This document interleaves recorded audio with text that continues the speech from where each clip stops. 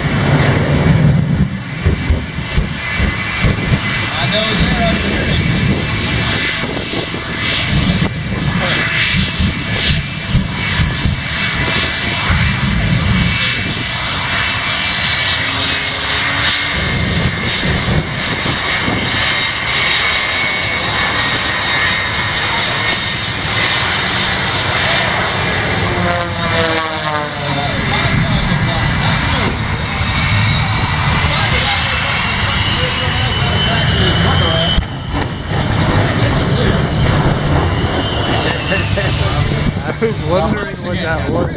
30 horsepower.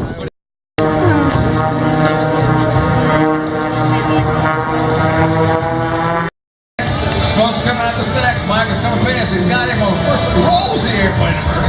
Chris popped off. We're going to see if he can catch it. Michael's hanging on the hook hard. Right about there. Oh, I don't know where we're throwing the finish line at. That was a good run.